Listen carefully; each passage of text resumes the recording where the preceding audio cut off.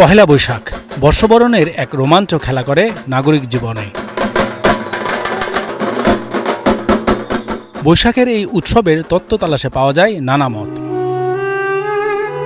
সবচেয়ে বেশি জোরালো বক্তব্য হল, মুঘল আমলে সরকারি ক্যালেন্ডার ছিল চান্দ্রবর্ষের, তাই খাজনা আদায়ে বিপাকে পড়েন সরকারি কর্মচারীরা। ১৬ বর্ষের সাথে ১১ দিন পার্থক্য থাকায় নির্দিষ্ট কোনো মৌসুম ঠিক করা ছিল অসম্ভব। সমস্যার সমাধানে সম্রাট আকবরের নির্দেশে হিজরি সনের সঙ্গে সমন্বয় করে নতুন ফসলি সন তৈরি করেন জ্যোতির্বিদ ফতেউল্লাহ সিরাজি, যা পরে বঙ্গাব্দ বা বাংলা সন হিসেবে পরিচিতি পায়।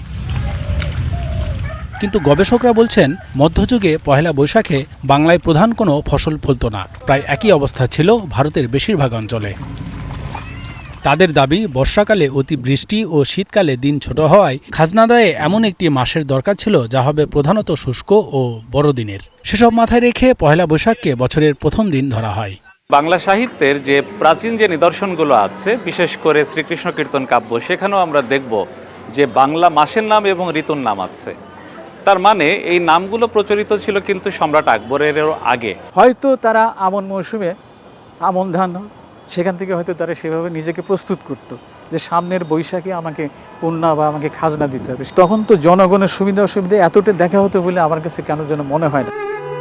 ব্রিটিশ আমলে শোষণের স্টিম রোলার চলে ভারত জুড়ে। ব্রিটিশরা তো ছিলই, জমিদারদের অবর্ণনীয় অত্যাচারে অতিষ্ঠ ছিলেন কৃষক শ্রমিক জনতা।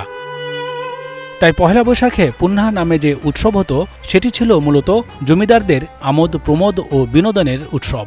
যখন চিরস্থায়ী বন্দোবস্ত হলো, তারপরে জমিদারদের হাতে যখন নিরঙ্কুশ ক্ষমতা চলে গেল, জমির মালিকানা চলে গেল, তখন আমরা দেখব তারা খাজনা আদায়ের জন্য নানা রকম প্রক্রিয়া অবলম্বন করছে। আমি বলছি এর মধ্যে একটা উৎসব আছে, কিন্তু সেই উৎসবের মধ্যে আসলে লুকিয়ে আছে একটি নির্দিষ্ট দিনে খাজনা পরিশোধের বাধ্যবাধকতা।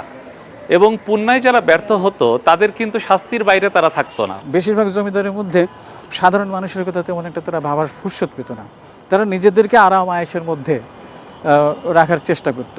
সাধারণ মানুষ, কৃষক কীভাবে বেঁচে থাকবে, কীভাবে ফসল জন্মাবে, সেই ভাবনা চিন্তা তাদের মধ্যে ছিল না। কালের খেয়ায় অনেক কিছুই বদলে গেছে, শুধু বদলায়নি কৃষকের ভাগ্য।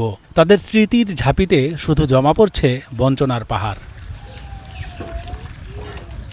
Rizvi Habib, star news, Dhaka.